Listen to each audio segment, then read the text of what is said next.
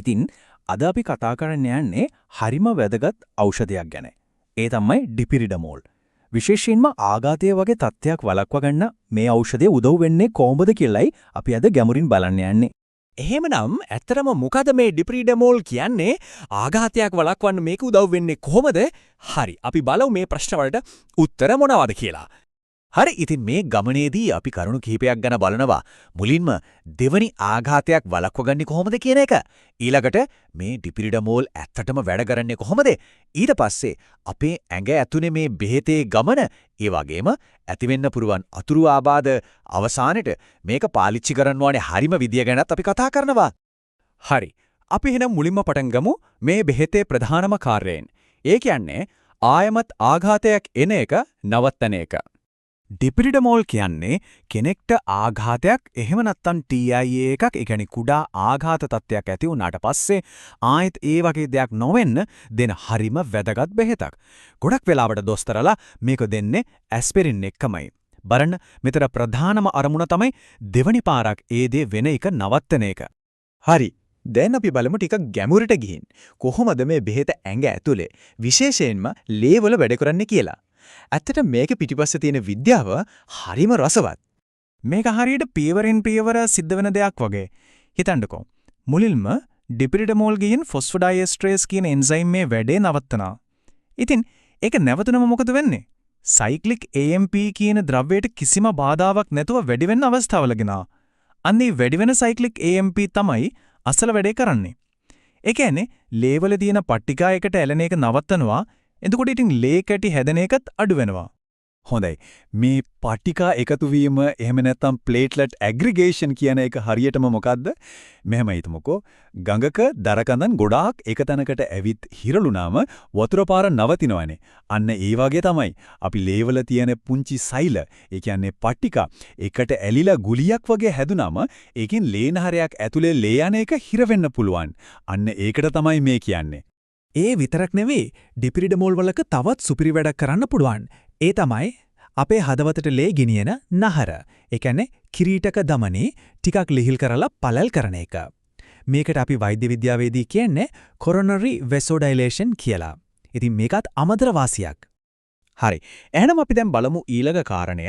මේ බෙහෙත් පෙත්ත බිව්වට පස්සේ ඇඟ ඇතුලේ ඒකේ ගමන කොහොමද සිද්ධ වෙන්නේ? ඒ කියන්නේ ආරක්ෂාව ලැබෙන තැනට යනකම් මොනවද වෙන්නේ කියලා. හරි. දැන් බලන්න මේ කාලරාමෝ දිහා. බෙහෙත බීවට පස්සේ ඒක ලේවලට උරාගන්න යම් වෙලාවක් යනවා. සාමාන්‍යයෙන් පැය දෙකමාරක් විතර යනකොට තමයි ලේවල මේ බෙහෙතේ සාන්ද්‍රණය උපරිම වෙන්නේ. එතන ඉඳන් තමයි වැඩේ පටන් ගන්නෙ. ඊට පස්සේ පැය 10ක් 12ක් විතර යනකොට ඇඟේ තියෙන බෙහෙත් ප්‍රමාණයෙන් භාගයක් විතර ශරීරය සකසලා ඉවරයි. අපි මේකට තමයි අර්ධ ආයු කාලය කියන්නේ. එතකොට ඇඟ කොහොමද මේක සකසලා ඉවත් කරන්නේ? බලන්න, මේකේ පරිවෘත්තීය ක්‍රියාවලිය, ඒ කියන්නේ ප්‍රොසෙසිං එක ප්‍රධාන වශයෙන්ම සිද්ධ වෙන්නේ අක්මාවේ. ඊට පස්සේ ඇඟෙන් එළියට යන්නේ ගොඩක් වෙලාවට පිතත් එක්ක මලපහ හරහා. හරිම පොඩි ප්‍රමාණයක් තමයි වකුගඩු වලින් මුත්‍රා එක්ක පිට වෙන්නේ. හරි, ඕනෑම බෙහෙතක් ගන්නකොට අපි දැනගෙන ඉන්න ඕන දෙයක් තමයි අතුරු ආබාධ ගැන. ඉතින් අපි දැන් බලමු ඩිපිරිඩමෝල් ගන්නකොට මොන වගේ දේවල් බලාපොරොත්තු වෙන්න පුළුවන්ද කියලා. මේවා ගැන කලබල වෙන්න ඕනේ නෑ. හැබැයි දැනුවත් වෙලා ඉන්න එක ගොඩක් වැදගත්. බොහෝ දෙනෙක්ට සුලභව ඇතිවෙන්න පුරුවන් දේවල් තමයි හිසරදය, ටික කරකවෙල්ල වගේ දැනෙන එක, එහෙම නැත්නම් බඩේ පොඩි අපහසුතාවයක්. හැබැයි රුධිර පීඩනය අඩු වෙන එක හරි, රුධිර ස්පන්දනය වේගවත් වෙන එක හරි, ඊ වගේ දේවල් ඇති වෙන්නේ ටිකක් අඩුවෙන්. ඒක පපුවේ වේදනාව වැඩි වෙන එක, එහෙම නැත්නම් දරුණු අසාත්මිකතා කියන්නේ ඇත්තටම හරිම කලාතුරකින් දකින්න ලැබෙන දෙයක්. හරි. දැන් අපි ඇවිල්ලා ඉන්නේ මේ කතාවේ වැදගත්ම කොටසට. ඒ කියන්නේ මේ බෙහෙත කොහොමද හරියටම ආරක්ෂිතව තාවිච්චි කරන්න කියන එක. මේක හරියට යූසර් මැනුවල් එකක් වගේ. ඉතින් මේ බෙහෙත හැමෝටම හරියනවද? නෑ. සමහර අයට මේක සුදුසු නෑ. විශේෂයෙන්ම ඩිපිරිඩමෝල් වලට ආසාත්මිකතාවයක් තියෙනවා නම්, එහෙම නැත්නම් දරුණු මට්ටමේ කිරීටක දමනි රෝගයක් තියෙනවා නම්, ඒ වගේම රුධිර පීඩනය ගොඩක් අඩු මට්ටමක තියෙනවා නම් මේ බෙහෙතෙන් වළකින එක තමයි හොඳ.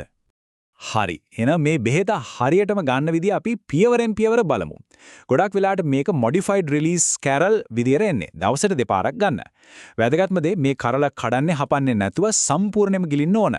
ඒ වගේම හැමදාම එකම වෙලාවට ගන්න පුරුවන් නම් ඒකෙන් හොඳම ප්‍රතිඵල ගන්න පුරුවන්. මතක තියාගන්න දරුණු හිසරදයක් හරි පපුවේ වේදනාවක් හරි ආවොත් ඒක අනිවාර්යයෙන්ම වෛද්‍යවරයාට කියන්න ඕන. අර වෛද්‍ය උපදෙස් නැතුව එකපාරටම මේක නවත්තන එක නම් කවදාවත් කරන්න හොඳ නැහැ. අවසාන වශයෙන් තව පොඩි දෙයක් මේ බෙහෙත හරියට තියාගන්න එකත් හරිම වැදගත්. සෙල්සියස් වංශක විජිපයට වඩා අඩු උෂ්ණත්වයක තෙතමනේ නැති තැනක ඒක ආපු මුල් පැකට් එකේම තියන්න. හොඳයි. එහෙනම් අපි දැක්ක කොහොමද බරපතල සෞඛ්‍ය අවදානමක් වළක්වා ගන්න එකයි ඒ එක්කම එන අතුරු ආබාධ කළමනාකරණය කරගන්න එකයි අතර සියුම් සමබරතාවයක් තියෙන්නේ කියලා. ඉතින් මේ වගේ දෙයක් දැනගත්තම අපේ දෛනික ජීවිතයේදී ඖෂධ දිහා බලන විදිහ, ඒවයි තියෙන කාර්යභාරය ගැන හිතන විදිහ කොයිතරම් වෙනස් වෙනවද? ඒක ටිකක්